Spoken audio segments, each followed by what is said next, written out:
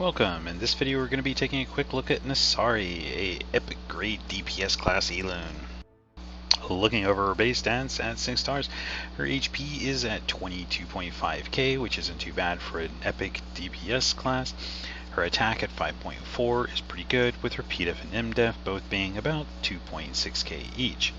Her speed at 104 does put her about in the mid-range, but a little bit on the lower side, with her crit being enhanced a little bit to 84, making her a little bit easier to build on a crit rate build. As she's transcended up to the max at +5, her HP does go up to a pretty decent 33.6k, with her attack being at a pretty high 8.1 for an epic grade, making her one of the best damage dealing or highest attack based DPSs for epics. Her PDEF and MDEF end at about 4k each, MDEF just slightly lower, but it's not too bad for an epic DPS, so you can put a little bit of PDEF and MDEF on her to increase those. Moving on to her skills, her first skill is just a basic frontline only skill dealing physical damage. It doesn't do much else, it just hits 2 times and it's 2 hits and does a decent amount of damage, 140 plus 110% of attack as physical.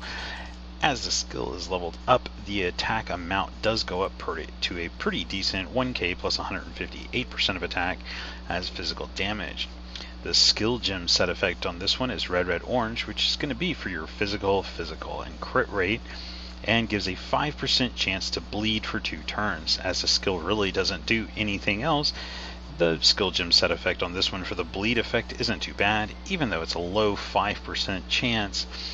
The red, red, orange does help the skill anyway, as it is physical damage and crit rate anyway, so the 5% chance to bleed, why not? It's extra damage, and if it does land the bleed and you do get it off, that's soul damage that the target takes, so why not do it? The special skill now, this is a 4 soul skill, which does get some nice little perks with the passives that we'll get into in a moment. This skill, what it does is it starts when you use it, you pick the target and it'll start channeling for 1 turn, which means on the next turn the skill's damage will apply. What happens on the next turn when the channeling ends, then it'll hit the enemy that you targeted 4 times with a powerful attack, dealing a decent amount of physical damage. This also applies a weakening effect that reduces the physical defense. At level 1, the damage is a pretty decent 350 plus 255% of attack and a physical defense reduction of 50%, which is quite significant and lasts for 3 turns. However, when the skill is leveled up to the max at +6, the damage that it does go up to a very high 240 plus 326% of attack as physical damage, and the weakening effect to reduce physical defense goes up to 75%. This is very significant and can last for 4 turns. This is really good for using against something that has really high physical defense like tanks or even an Artemeal, as you can reduce the defense on the Artemeal, and it not only does it make him squishier to physical attacks, but it also reduces the damage that he does by a significant amount, since all of Artemeal's damage is physical defense based. This lasts for 4 turns, so can be quite significant when fighting things like that or tanks, as it does last for a long time, and if you bring other physical damage dealers, they will deal a significant amount of damage extra because of this defense reduction. The skill gem effect on this one is red, orange, indigo, which means the indigo gem will increase the weakening effect applied to the physical defense by more, so going with that one is a pretty good idea. You can go, if you want to have the highest weakening effect, you can go with a full indigo set, increasing the physical defense reduction by as much as you can. However, since this skill is a very hard-hitting skill anyway, going with a skill gem effect isn't too bad, as the set also provides a 10% chance to paralyze for 1 turn. It can be useful for those clutch situations where it does land a paralyze and it does stop the target from doing anything. But a full indigo set would also be a good option, as it does increase that weakening effect amount by a lot if you go with a full set. Moving on to the ultimate skill now, this one does a 15-hit multi-hit attack that does an enemy. So the all of the skills for her are frontline only, which means you can only attack the tanks. So it's something to keep in mind. You're not going to be able to target things in the back line, but she is pretty good for taking down tanks. That physical defense reduction does help. So this is a 15 hit attack, so this one you're going to want to be careful with who you bring her into, because it's a multi-hit. Certain things that tanks will reduce the a single damage by a certain amount, and if you're fighting a tank that reduces that damage by a specific amount and she's doing this many multi-hits, this damage is spread out across all those hits, meaning that any single hit won't be too high. So in some tank situations, depending on who you're fighting, then you might not do any damage at all with this skill because it hits so many times. So the damage is spread out too much. So it is something to keep in mind, that when you're using this, you might not be able to do any damage to a tank with it, so you need to be careful on who you're attacking with this skill. So you might want to save it for other situations and use other skills that have less hits so you can do more damage. The damage from this skill is, though, pretty nice at 370 plus 280%. This one also gives her a 20% increase to her crit rate for 3 turns. That goes up to a 40% if you kill an enemy with this skill. So if you use this as a finishing move, then she gets a 40% increase in her crit rate, which is 3 turns, which is quite significant and does help her a lot. Now, the skill gem is set for this one is Red Orange Violent, which is physical damage, crit rate, and speed. This gives a 10% chance of increasing her attack by 10% for 2 turns. Not very great, not very bad. It's just kind of meh. It's a 10% chance, so it is pretty low. But her attack increase by 10% is also pretty low, so it's not too good of a skill gem set effect for the skill. So you could probably be better off going with an orange or with a red or something just to add more physical damage or more crit rate to this one than going with, say, the violent for the speed. It's not going to benefit her as much. So that way you can just not care too much about the skill gem set here and just go for the damage.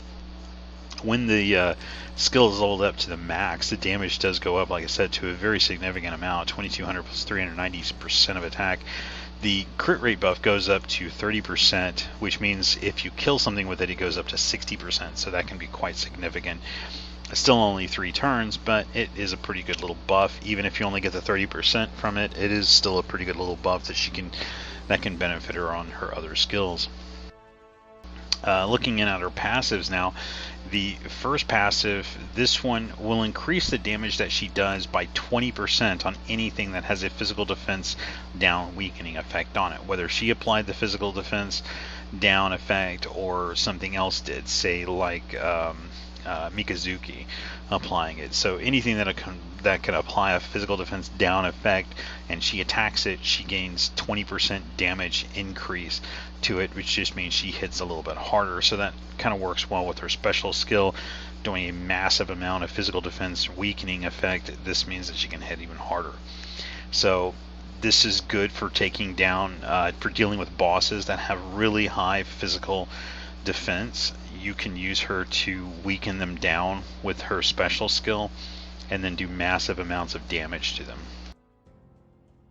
Her second passive now, what this skill does, this one is good, but the requirement is kind of unique. So what this one does is that it makes her second skill, her special skill, it makes it not take any souls and not require any channeling time if you kill an enemy on the previous turn. So if you kill, say, an enemy with her ultimate skill and you didn't use the special skill yet, and let's say that you killed an enemy with her ultimate skill, or you used a special skill to weaken something and the next turn you use the ultimate skill, then the turn following that you can just use the special skill again, except the second time that you use the special skill now, if you killed something with the ultimate skill, then when you use that special skill again, it will immediately go off. It will not have to take another turn to channel an attack. It'll immediately just negate the channeling part and just go straight into the attack. It'll also not cost any souls at all either, meaning that it'll be a 0 soul skill, so that you can essentially get to a point where you can just spam it, which is pretty good because it is a very hard-hitting skill. This makes her pretty good for PvE in terms of farming, because you can use the ultimate skill on a target first, kills the target with the ultimate skill, and then the special skill can just spam after that, just over and over and over again, and not require any souls at all to use. It'll just kill it. You can just you kill a target, the next turn you kill a target with it, next turn kill a target with it, next turn kill a target with it, and just keep doing that over and over again until you kill everything, because it'll just keep not requiring any conditions. So, and then you can use the ultimate skill in between just for that crit rate buff to deal even more damage. But it makes it so you can keep that weakening effect for physical defense down applied to an enemy, or applied to several frontline enemies or whatever, because she can only attack front lines. So it makes you able to spam it if you can kill something with her.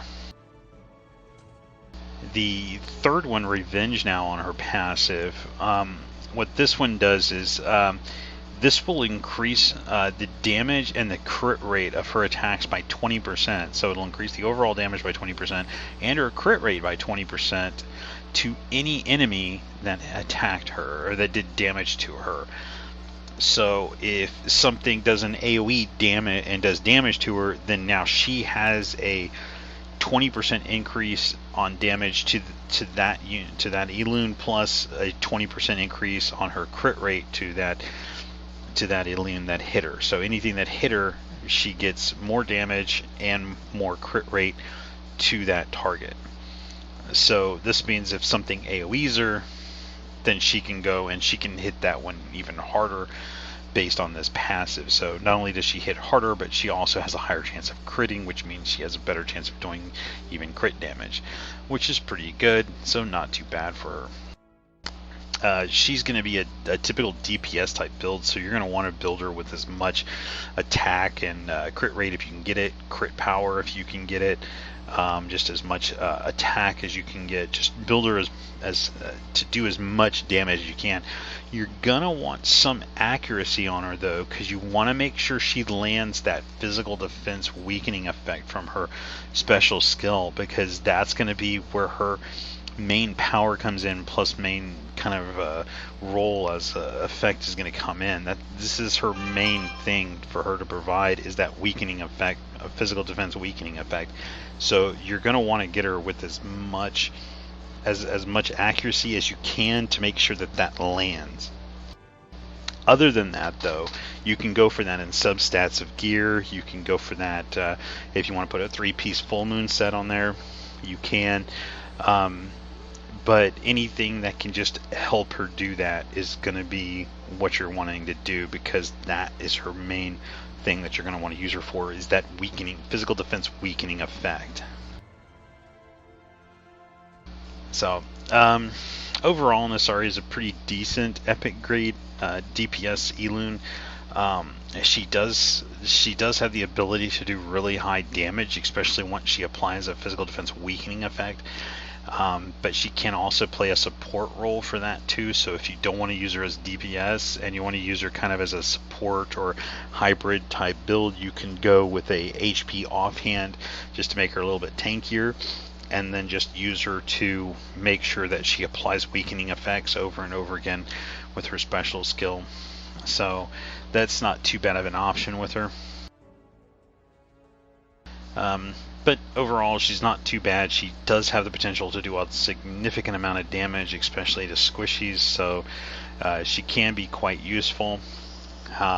You do need to protect her somewhat, as she is an epic DPS, so she is going to be somewhat squishy to certain things.